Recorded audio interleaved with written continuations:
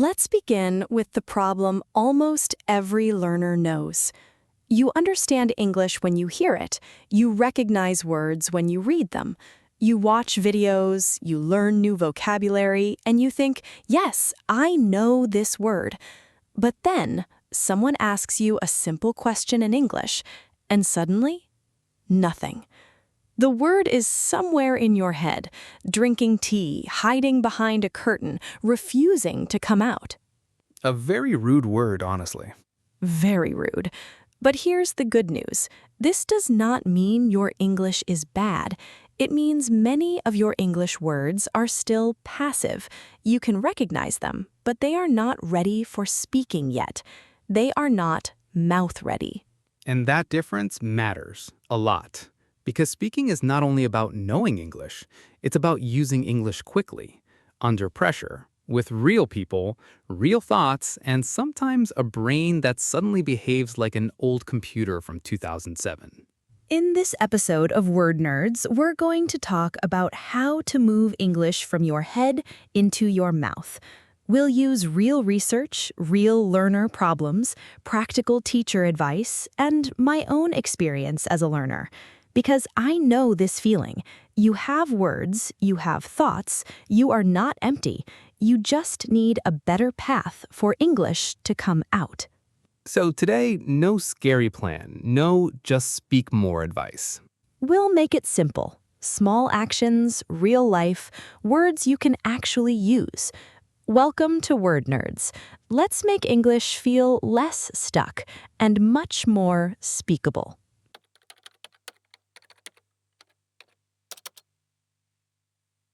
So let's name the problem, because when a problem has no name, it feels personal. You think, maybe I'm bad at speaking. Maybe I don't have talent. Maybe my brain is just not an English brain. But very often, the problem is much simpler. You have passive vocabulary. Passive vocabulary means you recognize the word. You hear it and you think, yes, I know this. You read it and you understand it. But active vocabulary is different. Active vocabulary means you can use the word yourself quickly in your own sentence while speaking. So passive vocabulary lives in your eyes and ears. Active vocabulary lives in your mouth. And this is why a learner can watch a video and understand almost everything. But then someone asks, so what do you think? And suddenly the brain opens an empty white document. Very rude document. A blank page with attitude.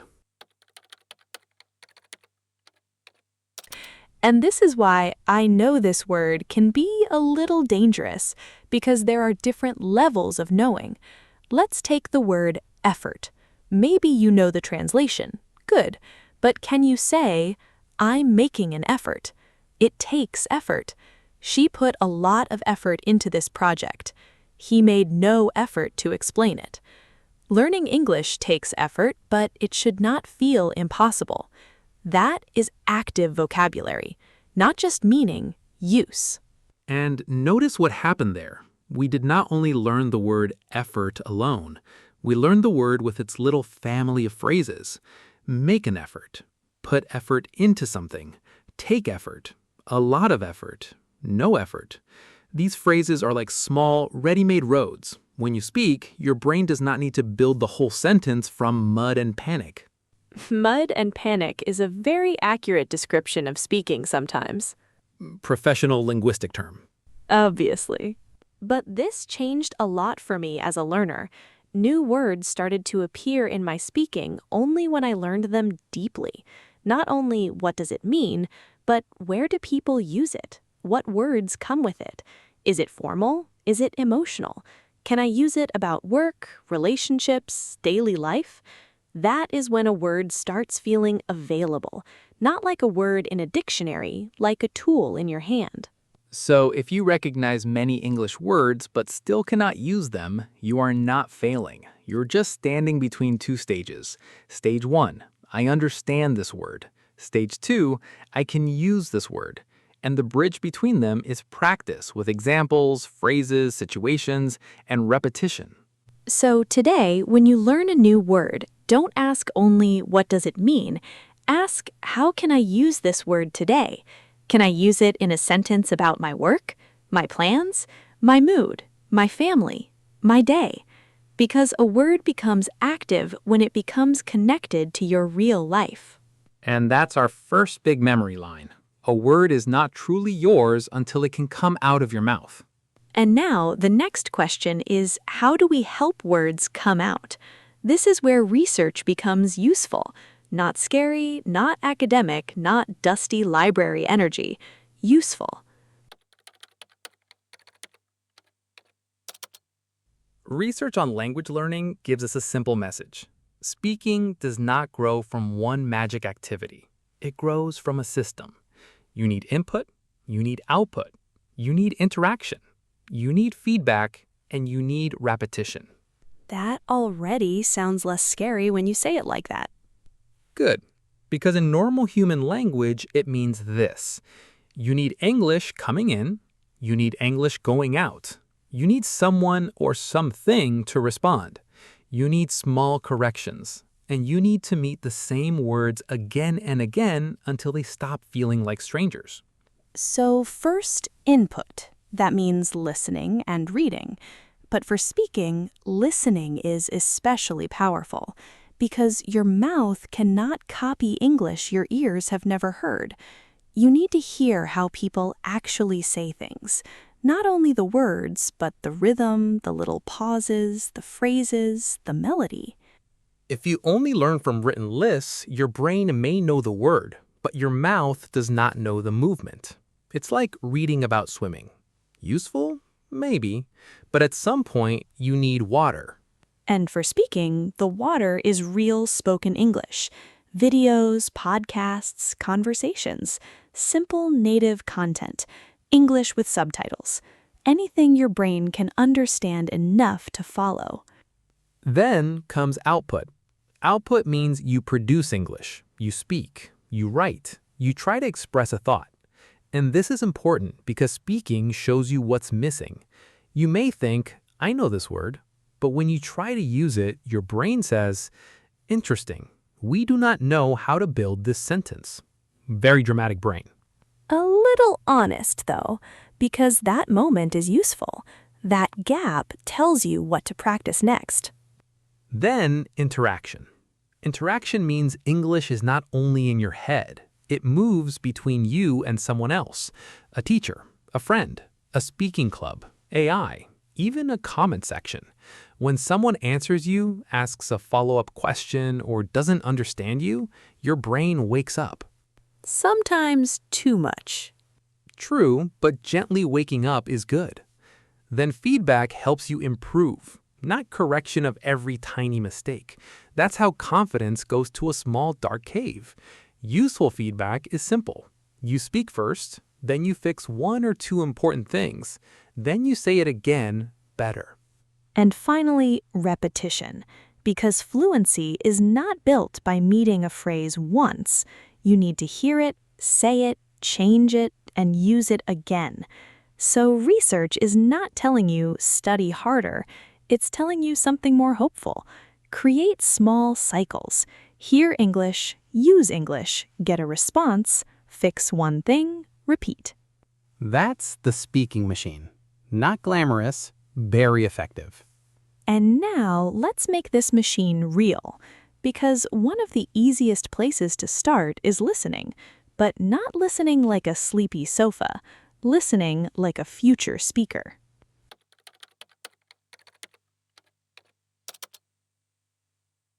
So, listening like a future speaker, what does that mean? Because many learners listen to English like this. They play a video, they understand maybe 60%, they feel proud, then they move on. And that is good. Understanding matters. But if your goal is speaking, you need one more step. Don't only ask, did I understand this? Ask, can I steal something from this? You listen for phrases you can use, not only single words, phrases, chunks, small ready-made pieces of English. For example, imagine you hear, I feel like my English is improving. Don't only learn improving, take the whole chunk, I feel like. Now you can use it everywhere. I feel like I'm getting better. I feel like I need more practice. I feel like this word is useful. I feel like my brain needs coffee. A very important academic sentence. Foundational. And this is why chunks are powerful. When you speak word by word, your brain has to build every sentence from zero. It has to choose the grammar, choose the preposition, choose the word order, check if it sounds natural. Meanwhile, the person is looking at you, waiting, and your brain says, "Thank you, I will now disappear." But chunks make speaking easier because part of the sentence is already prepared. You don't need to build, "I feel like I am not improving." You remember, I feel like. Then you add your thought. I feel like I'm not improving. I feel like I need help. I feel like I understand, but I can't speak. That is much easier. So the method is simple. Listen, pause, repeat one useful sentence, then change one part. For example, I usually watch videos in English.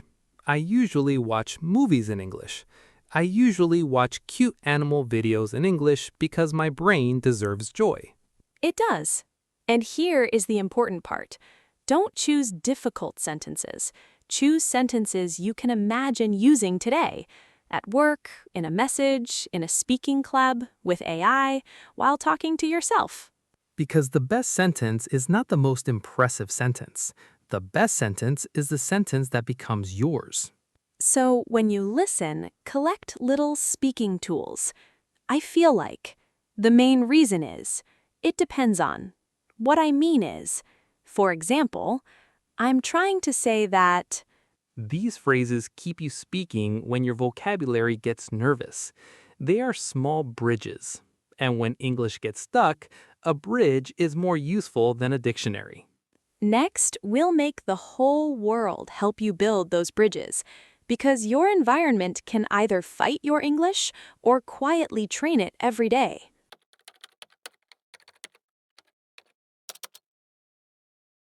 Now let's talk about speaking when there is no one around, because one of the biggest learner problems is I want to practice speaking, but I have no one to talk to. And that is real. Not everyone has a speaking partner. Not everyone has a friendly native speaker casually waiting in the kitchen like, "Hello, would you like to practice phrasal verbs while I make soup?" Sadly, no kitchen-based fluency services. Very disappointing. But you can still start speaking. The first tool is self-talk. Talk to yourself in English. And before your brain says, "That is weird," yes, it may feel weird at first, but weird does not mean useless. Self-talk builds speaking flow because there is no pressure. No one is judging. No one is waiting. No one is correcting your article before you finish your thought. You can just let English move.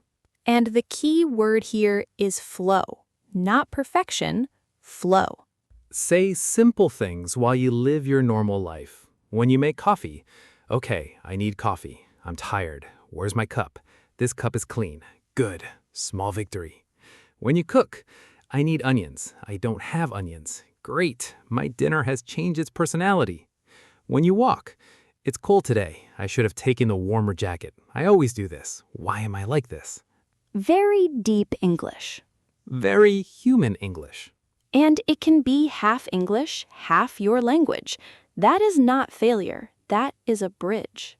If you can only say 30% in English, say 30%. If you forget a word, use your language and continue. Do not stop the river because one stone is missing.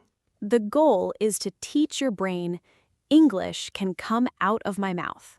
Even if it's simple, even if it's messy, even if my furniture is my only audience. The furniture is supportive, mostly silent, but supportive. Anyway, we've come to a second tool, AI. You can chat with AI in English about something meaningful to you, not random textbook topics like at the airport, unless you are actually at the airport and mildly panicking. Talk about your real life, your work, your plans, your mood, your cooking, your English problems, your very dramatic laundry situation. Use English, or half English, or broken English. Write, I feel stuck with my work. Or, today I tired, bahato sprav, and I don't know what to do first. That still counts because the goal is communication. Then ask, can you make my sentence natural?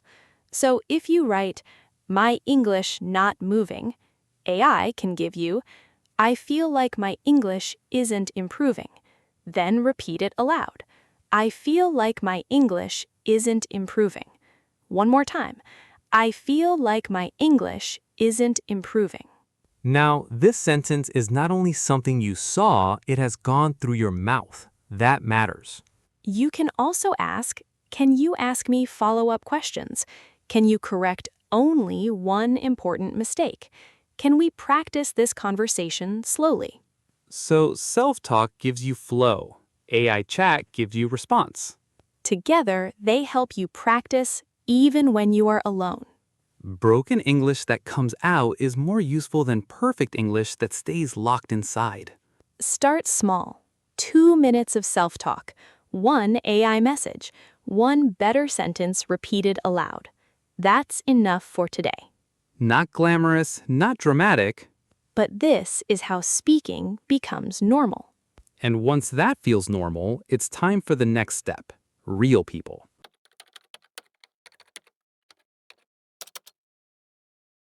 But this is how speaking becomes normal. And once that feels normal, it is time for the next step. Real people. Now, self-talk and AI chat are powerful because they are safe. But at some point, English also needs real people. Not immediately, not before you feel ready, just little by little. Because real conversation gives your brain something solo practice cannot give. A reaction, a question, a confused face. The confused face is painful but educational. Very educational. When someone says, "What do you mean?" your brain has to explain again. When someone asks, "Why?" your brain has to add a reason. When someone says, "Oh, really?" your brain has to continue. And that is where speaking becomes alive. Exactly. This is why a speaking club can be so helpful. Not because you must speak perfectly. Please don't enter a speaking club like it is a royal exam. Enter it like practice. Your job is not to impress people. Your job is to make English leave your mouth, even simple English. Especially simple English. You can say, I think, I agree because, for me it is difficult because, can you repeat that? I don't know the word, but I mean... These are survival phrases. They keep you inside the conversation. And if a speaking club feels too big, start smaller. Use comments. YouTube comments, for example. But not fake comments, not homework comments, real comments. Write only when you actually have something to say. If a video helps you, write, "This helped me because I understand English, but speaking is difficult for me." If a cute animal video makes you laugh, write, this dog has more confidence than I do. Very useful English. Very honest English. And comments are a small bridge. They are public, but not too scary. They train you to express a real thought in English. So the latter can be simple. First, self-talk, then AI chat, then one real comment, then a speaking club, then real conversations. Small steps. No panic. Because confidence does not appear before you speak. Confidence grows because you speak. And now let's make this practical with a simple 7-day plan.